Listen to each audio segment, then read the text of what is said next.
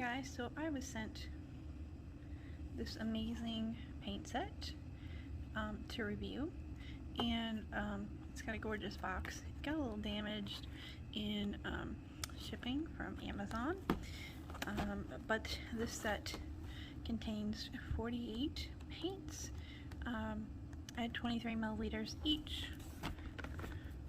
It has the color code on the back showing what's in here, and I just wanted to show you this before I opened this up myself.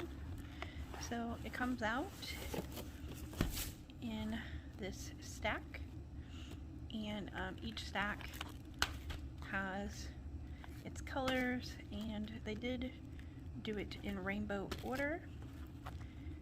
And I'm going to start testing these today. But I wanted to show you them before I got them all dirty, to say. So minus the damage to the outside box, this makes actually for a good storage. The color name is there, and then the symbols right here mean something, and we'll get into that later on. I want to talk about the box. So I like that they tried to do these in rainbow order. You know, yellows and yellows, greens and greens, blues and blues. There was too many blues to fit on this one tray, which I actually believe this tray originally came after this tray, but I've been shuffling them all around while using them.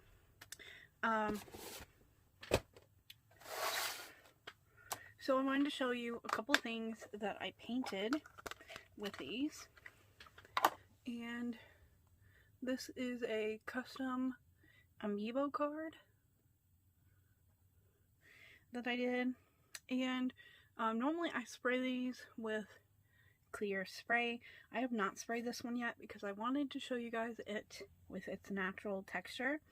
The paint is not matte, but it's not super glossy either. It's kind of like a satin finish. I noticed with like matte paint, I was getting scratches like before I could put it down. I wouldn't even notice like how I got a scratch. Just 1 second there wouldn't be a scratch, and the next second there would, and that drove me freaking bonkers. The paint does dry quickly, but not so quick that I couldn't put some on here and then be able to paint. And I have been painting while at work mostly, so having some time to play with the paint definitely cut down on waste. I did a second piece with this time on a canvas board, and I feel like I used a lot of greens. I used all the oranges that came with the kit. The flesh tones, I used those. This color is actually a mixture of flesh tint and Naples yellow. And I think I might have even added a little bit of a dot of yellow to it too. I had to custom make some colors because while there's a lot of blues, there wasn't like this shade of blue or like this color here that I needed. You know, where this blue, this is straight out of the tube, the outline is straight out of the tube. So I actually swatched colors as I was picking colors for my projects, and I saved them to share with you. So these are the main greens.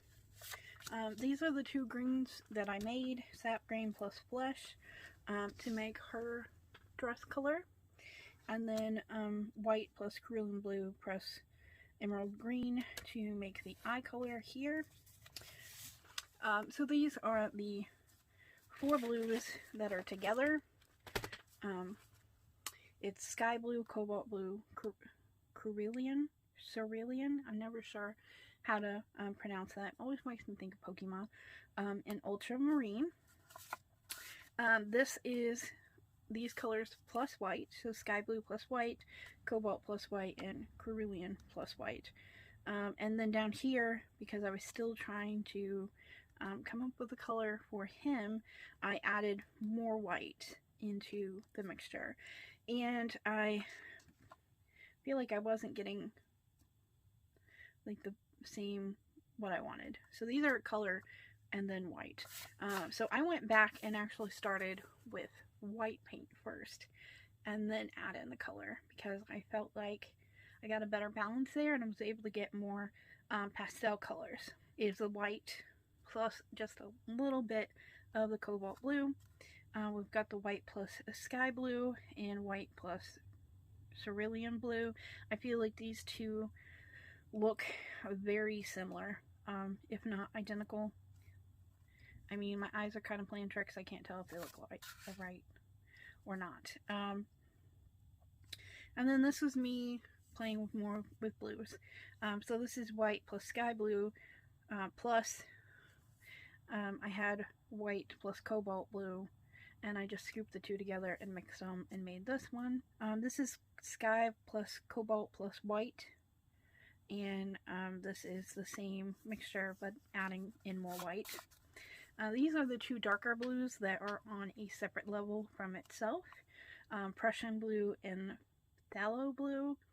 And I use phthalo blue for the ears and Prussian blue for the outline. The browns.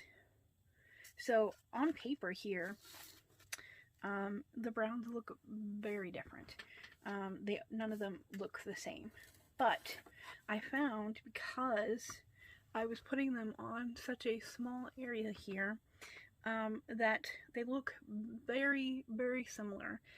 Because when you're painting such a small area and basically dabbing on the paint, you don't get this color here.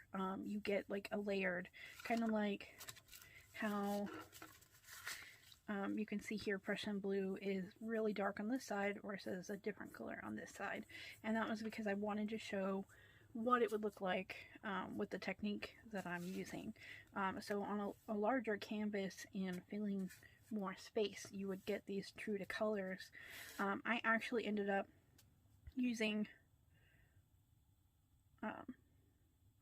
all of these browns to try to make the combination. And even now, looking at it, it almost looks like there's only like 2 browns in here, but I used a total of 4 and even mixed them to try to make, you know, different colors in this area. And then the Van Dyke brown was what I used for the outline. So I had problems with mixing the browns, because when I kept playing with it, I either got them too light, too dark, just not right, too yellow. So I ended up just kind of making them look the way I thought they should look. When it comes to orange shades, there isn't very many in this set. And honestly, with as many reds that there is and yellows, I can see why you wouldn't have a lot of oranges, because you can mix your oranges. So this is Deep Yellow's tube, and you can see that looks very orange, but this is actually what it looks like on paper, which is kind of like a golden yellow. Not at all what I thought by looking at the tube. This is orange yellow, and this is what it looks like to me. That's a true like pumpkin orange. Really like that. And then I mixed the two together to see if I could get a different shade, because his ear here was supposed to be outlined in a dark orange and then a lighter orange in the middle. I ended up mixing both plus pale yellow and mixing a lot of that in, and it still ended up, like, you can tell there's a difference here, but not like as much as I was hoping for. And that's just my mixing incapability. There were 3 pinks, and honestly, I love them all. I really wanted to do this peach red on the background, but because I had originally sketched in pencil and could not get it off, I went ahead and went with magenta light because I felt that it covered those pencil marks better, allowing me not to have to, you know, do too much and layer the whole background with white and then do the pink. I feel like that would have been a lot of extra work, so I decided not to go that route. And that is all the colors that I kept the swatches for. I have not used the reds. I did play around with the grays, but I did not keep the cards. For some reason I threw them away. They come just like this, and they are already opened. You do not have to break any seal or pull anything off. They are ready to go as soon as you open them. This is a very nice size tube. The others that I've had in the past that came in these tube types were maybe half the size, and they were all the kind that you have to spin the cap around and jam in there to open them. So I really like the selection that this set has. It's got a total of 48 different colors, and these are 23 milliliter containers. It is a great set to have. I'm keeping this at work. Honestly, I'm trying to figure out a better storage method. I do like this, and the reason I like this is because they're sorted out by, you know, colors, basically, and I can, you know, move the trays to, you know, change their order, pick what I want, and put them back, versus what I was doing, which I had just a plastic tote, you know, a little small, a little bit bigger than this, filled with loose tubes. And so when I would look for a specific color, I would have to dig and dig and dig, and I really like being able to just grab and flip through this. I know that these will not last long term for me. The boxes will start to give just from use. I mean, this box, unfortunately, the shipping company did not treat it kindly, and it was already ripped when I got it. So I know this box will not last, and I know over time this will not last. So I am gonna look into some kind of like storage method that's like this, but made out of plastic, maybe. I know there's got to be something out there, maybe something with slots to insert the tubes in. It'd be really cool if the company came up with something like that. That would be super awesome. I mean, even exactly like this, just out of hard plastic that maybe click together, you know, have like little latches that click. That would be really cool, kind of like latches like this. Now these do have different symbols. If you notice, there's squares and half squares. And this one has like no square. There's different plus signs. Okay, so let's talk about the tubes. So you can see here the symbols. So the plus signs here are the light fastness, is what they called it, which is how resistant a color is when exposed to light. 2 plus signs is good, 3 plus signs is excellent. So this here only has 2, and this one only has 1. So this is only fair, I would assume. They didn't really have a rating for the 1. Okay, so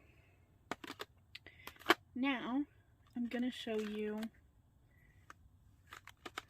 the next part. So the squares each mean something. So you have a filled in square, an outline square, and a diagonally cut square. So the filled in square means that the color is opaque. The outline square means that the color is translucent, and the half square means that the color is transparent. So That makes a big difference there. Something you want to keep in mind when picking colors. Now, under here is a number. It says that that is the official color index. Now, I'm not sure if they mean their color index or like color index of the world. I'm assuming you probably Google this and find this color on the internet. And then the tubes themselves are actually numbered. Now you know how to decode these symbols. I did not keep those in mind while painting.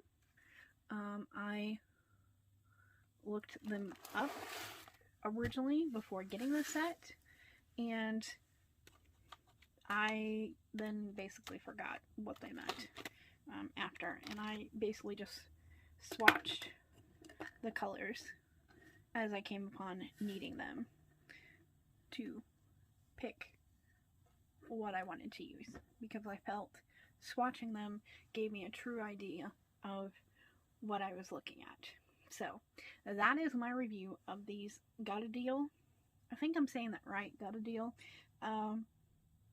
artist quality acrylic paints. These are available on Amazon, and I think you will like them because they have been amazing. Honestly, I really do like these. They're going to be my main painting kit. I'm only going to dip into my other paints when I need either a color to mix or color I just don't have or can't. Like, I used a bright neon purple recently, and I had tried to mix that, but I couldn't successfully get the color that I wanted, so that's when I reached out to my bottled paints. I've been mostly sticking with these because I can take these on the go. So if you are looking for paints that you can travel with and take from work and home or from different parts of your house, then this set is amazing. You may have to figure out long-term storage options, but if you take care of these trays, these will at least last you a while, and you'll be able to go from there. So thanks so much for watching this video. I'll leave these products linked down below. This product was sent to me for review, and I will make a small percentage if you use the link below to purchase these, but that just goes into building this channel and buying you know, equipment or items to review and things like that. So I will see you guys later. Thanks so much for watching.